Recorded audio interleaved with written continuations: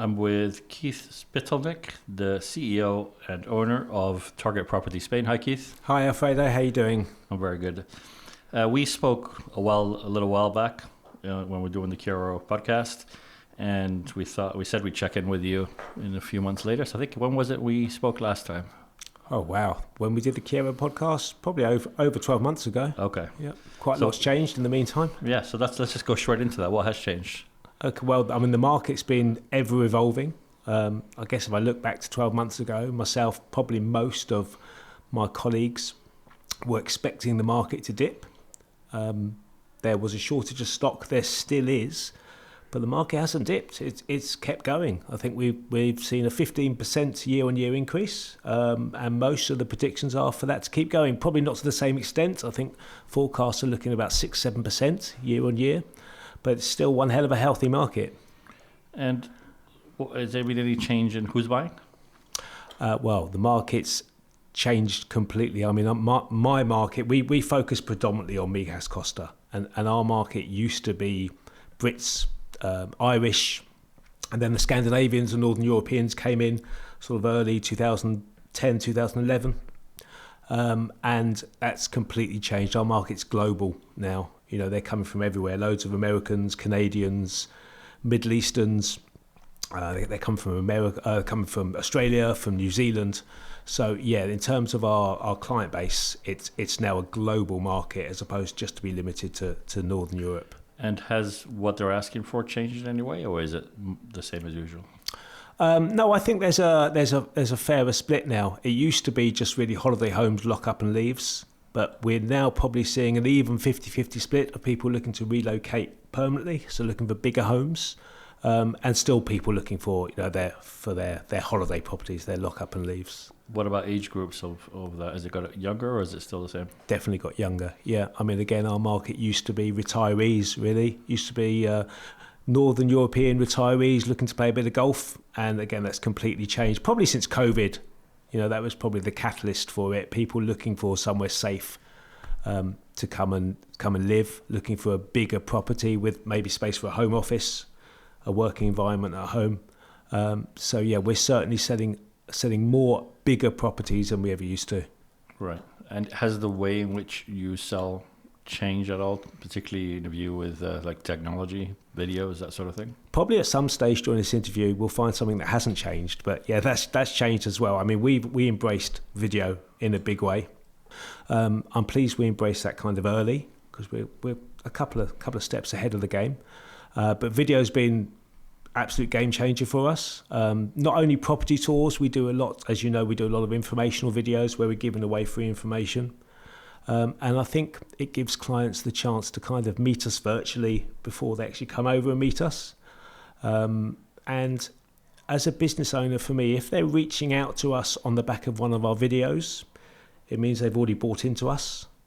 So they like the vibe we're giving out, they like the information we're giving out. And it makes the conversions a little bit easier because they've already bought into us. So then by the time we meet them, they feel like they already know us. And if they're picking us, we're obviously giving away the sort of information they're looking for. They feel like they can believe us because we're pretty down to earth. We're not these Gucci loafer wearing, Rolex wearing Marbella agents. We're pretty real. So once they see us on video, if that's what they're looking for, they reach out to us and we extend the relationship from there. Right, because originally you probably did this in a way to service the leads that you were working already. So you're saying that this is actually generating business for you directly off the back of the videos? Yeah, absolutely. We're getting leads directly from YouTube, and the conversion rate's a lot higher than your normal, Google leads or web-based or portal leads. Because again, they feel like they already know us. Right, okay. And has anything else changed in terms of their ability to move here? Holiday rentals and golden visas, and there's a lot of talk about different things, the new housing loan and stuff like that. Is there anything that you notice in practice? Is it business as usual for now? Or? It's not business as usual. I mean, since the dreaded B word, since Brexit, obviously there's been restrictions on Brits coming here, and Brits are still the lion's share of our market. They're probably not as in front as they used to be because we're getting a lot of interest from other countries, but but they're still holding their own in terms of numbers. And it's not so easy for Brits to come here permanently anymore, as we all know. I mean, they've recently kiboshed the golden visa, or put the brakes on it, at least for the time being.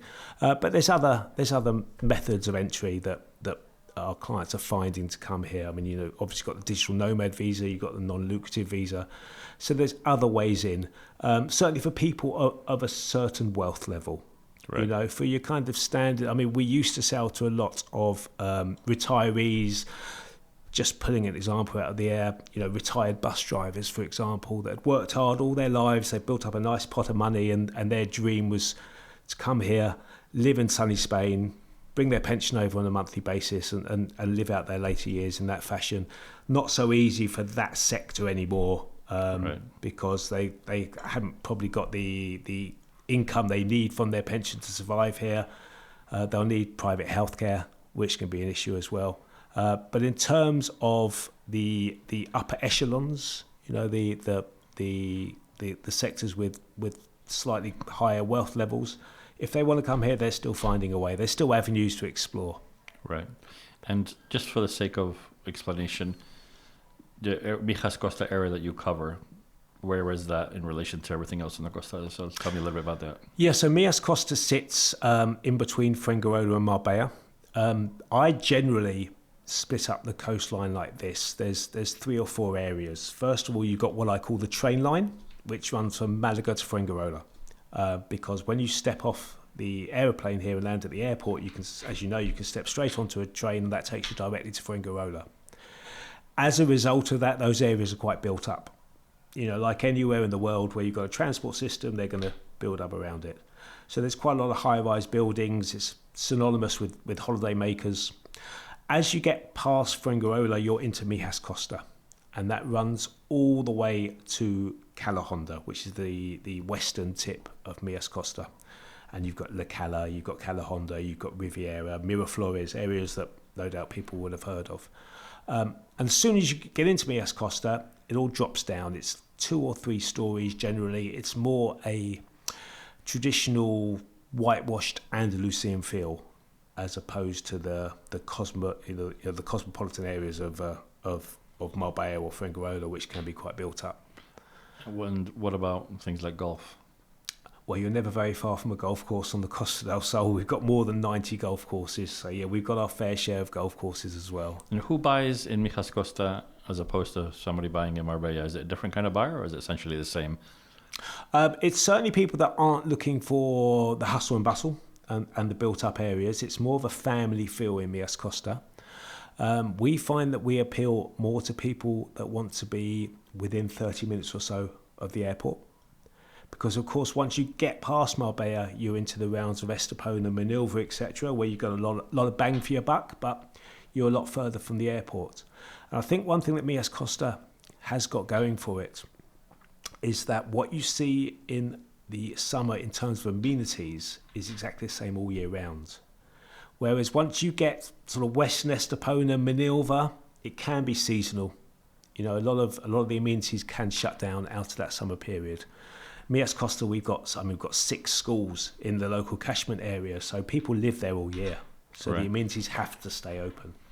And what about what would you say the hotspot within Mijas Costa is? Like, if you were to buy somewhere now, where's the current hotspot? The most sought after area in Mijas Costa is La Cala de Mijas, without a shadow of a doubt. It's the only village in Mijas Costa where you've got a full working village on the beach side of the main road, which is the A7. So it means once you're in the village, you don't need to cross the road to get to the beach. And it's a village with a lot of heart and soul. It's got a lot of charisma. You know, it's butcher, baker, candlestick maker. There's still a lot of authenticity there. I mean, Calahonda, Riviera, Miraflores, sure, they've got amenities, but they haven't got that village feel that La Cala offers. But saying that, I lived in La Cala up until about 6-7 years ago. And I've now moved to Riviera, and I actually prefer it there because I can get into La Cala when I want. Mijas Costa is not a very big stretch, so I can walk to La Cala if I want. But it means in the summer, I'm not dealing with the traffic and the crowds. And I think, if I remember correctly, where you are in Riviera, it's easier access to the motorway, the toll road, isn't it? Correct, yeah. So we've got the access to the toll road at the top of Calahonda, which you can access via Riviera or via Calahonda. So if you've got traffic down on the A7, yeah, we can nip up to the toll road and go to Malaga or likewise the other way to Marbella. Let's just quickly touch on your company for a second. So tell me a little bit about Target Property Spain. How long have you been around? Tell me about the team, etc. Yeah, so we've been where we are now for 9 years. That's absolutely flown by. I've been here 20 years, always involved in some way with helping people relocate to Spain. I used to be involved in currency transfers, and that was predominantly helping people that had bought a property here transfer their money over at better rates than the bank. I then moved into property. And we've been doing that ever since. We're quite a small team. There's 6 of us at the moment. So just the right size for me that we don't need an HR department. You know, it's just enough people to tuck into bed every night and make sure they all get up in the morning in a good mood. But it's a real family environment. You know, for us, it's more important that we've got the right fit in the team than someone coming in with a wealth of experience that's going to upset the apple cart. So, yeah, we've got a really, really nice team at the moment. In fact, we're going out at the end of this month to celebrate a pretty good summer. Going out to Malaga for the evening. We're going to go and take a hammam during the day. And then we've got a hotel booked and we're all going to go out and have a bit of a knees up. I'm understanding this correctly. Business at the moment is quite good. Very good indeed, yeah. I mean, the summer, traditionally, in a normal year, August is normally quite quiet. I say normal year, we probably haven't had a normal year since COVID. But this August is the busiest August we've ever had. Absolutely phenomenal. There's still a shortage of stock, but we're now at the stage where we've got a waiting list of clients. So when we list something at the right price, quite often it's not even hidden the website. We've got people we can call that are gonna snap it up. And what advice would you give somebody that's in a foreign country at the moment, hoping to buy something in Spain, hopefully in Mijas Costa where you are? What would be your number one piece of advice for them? Do your research. Find an agent that understands what you're looking for and your needs and requirements, and be prepared to be led by them, because you do need to be led here, you know, especially if you're not here with your feet on the ground.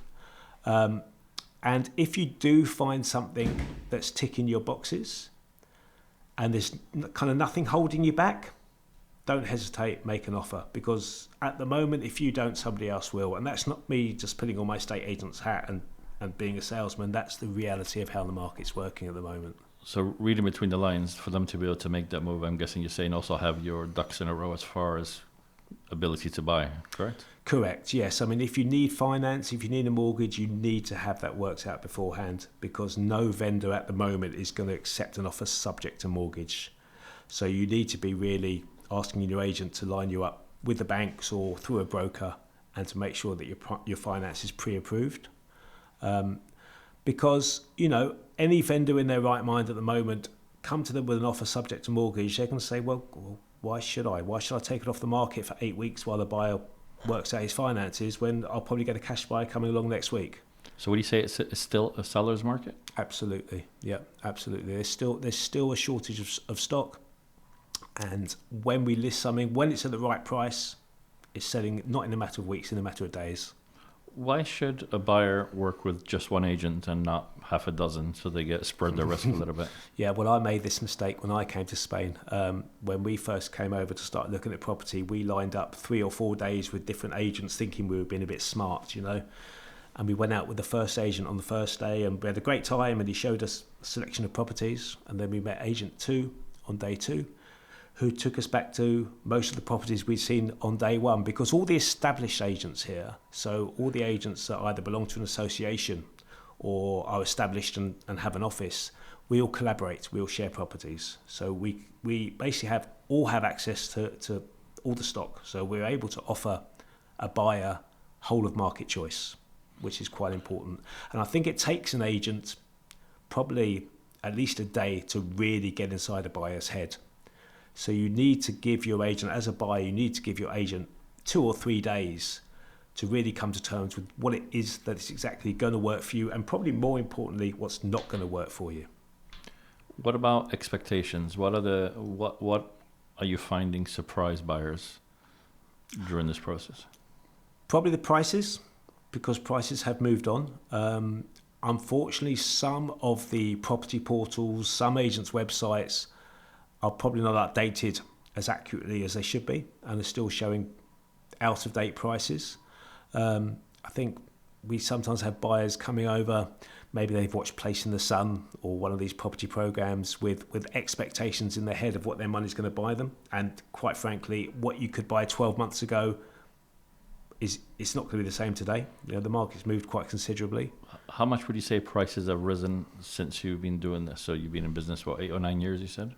Been with Target Property Spain, yeah. It's our 9th anniversary today, actually. Okay, yeah. Happy birthday. Yeah, thank you very much, yeah. I don't think you get anything for 9. Well, when Target was created, I guess we were just kind of coming out of the recession.